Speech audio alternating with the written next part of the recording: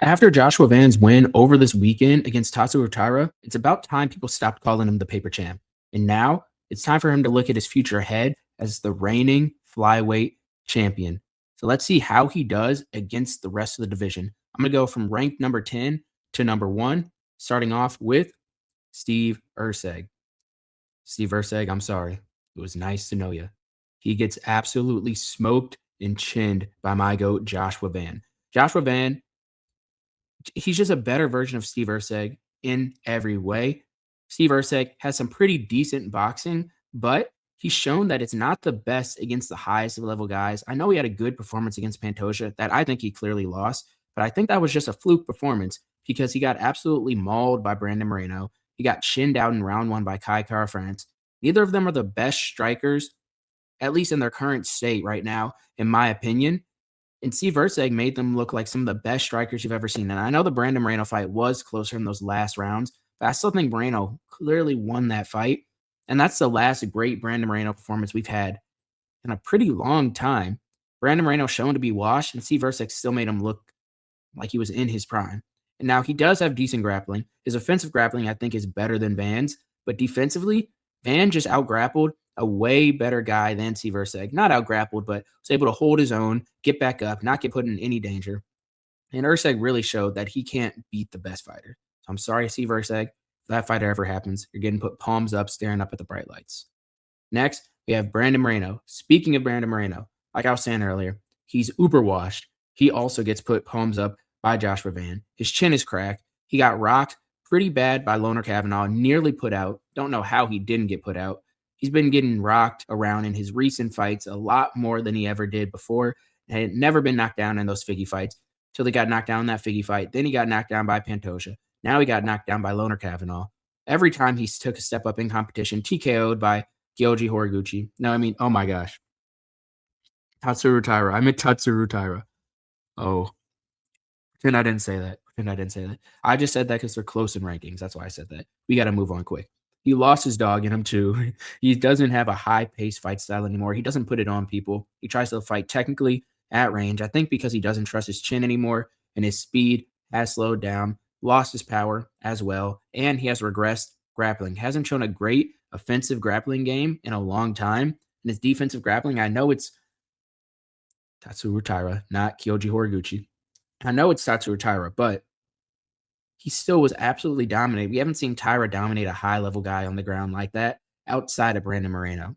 So give me Joshua Van by maybe a decision if Brandon Moreno's chin is a little bit still there.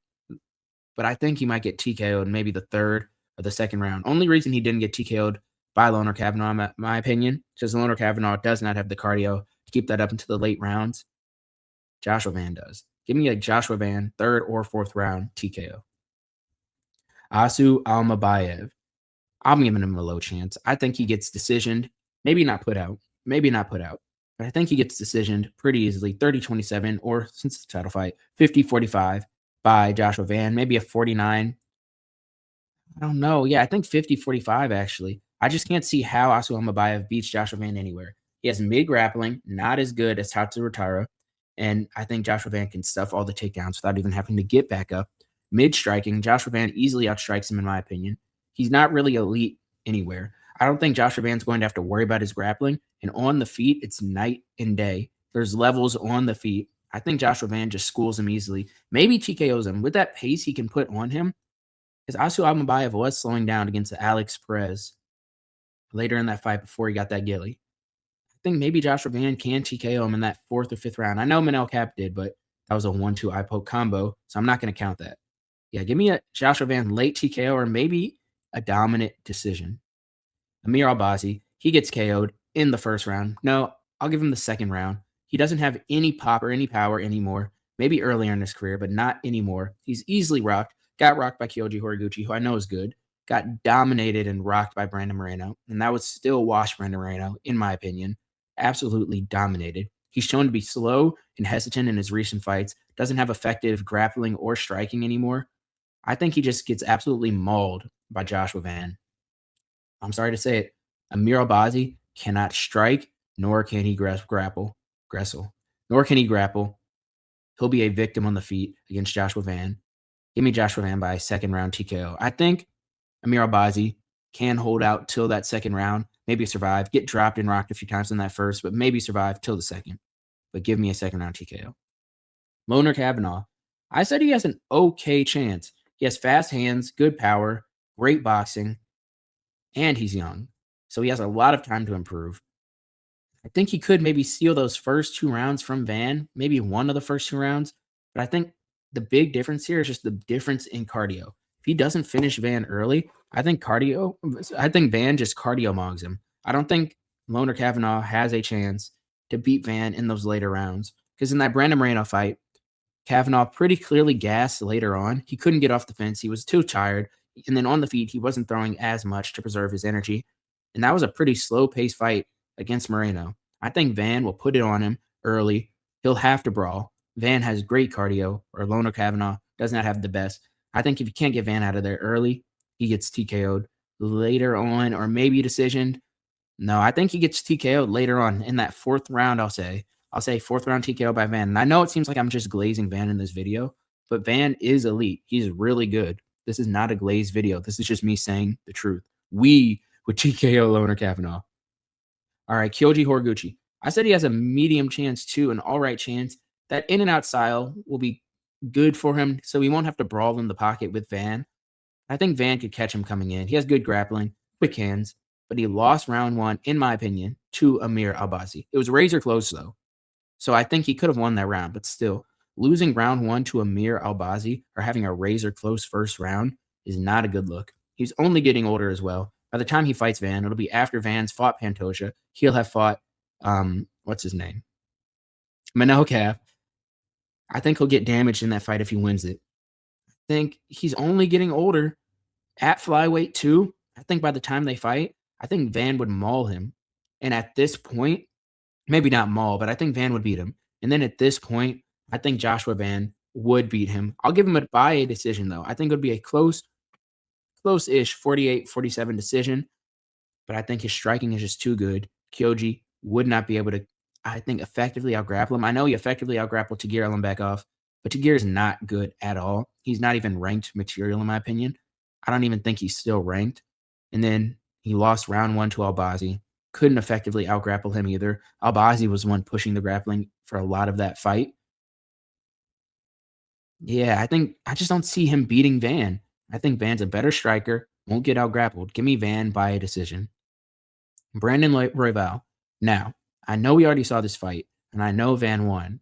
However, that was a really close fight. And outside of that knockdown in the third round, I think Van still would have won, in my opinion, with those adjustments he made in that last minute and a half. But it could have gone to Royval outside of that knockdown where Royval rushed in with his chin in the air, trying to brawl and make it happen in those last 10 seconds. And Royval has great cardio, so I know he can keep it up into those championship rounds. He has good boxing demonstrated against Van. And if he uses his grappling a bit more and mixes it up, I think he could have a better performance. However, he took a lot of damage in his last fight. Actually, no, that was 2 fights ago. And then he got cracked by pause. Whoa, pause, my bad. He got dropped and rocked, put out cold by Manel Kape. His chin may have been cracked. Oh my goodness. His chin may have been cracked from that war he went to with Joshua Van. And just put the cherry on top, that Manel Kape knockout may have just completely ruined his chin. He's only getting older. Van is young, improving, not even near his prime yet, while Royval is exiting his prime. I think in a rematch, it would just be better for Van. Yeah, and Van came in short notice shortly after another fight for that Royval fight. I think Van would just do better in this fight, significantly better if they ever were to rematch. So give me Joshua Van. I'll say this time by a late rounds TKO. Tatsuro Taira. We already saw this. And again, I'm going a similar route as I said with Royval. This is a rematch. Maybe later down the line, I'll give Tatsuro Taira. He's also young, so he has a lot of time to improve. He's a phenomenal grappler. He has decent power too. And I don't think he used his leg kicks enough in that Van fight. I know Van wasn't really giving him an opportunity to, but when he was landing them earlier on, they were actually pretty effective. He has no head movement, though, and that's the biggest reason I got to give Joshua Van this fight pretty easily next time, plus all the damage Taira took and Van knows he can stuff the takedowns.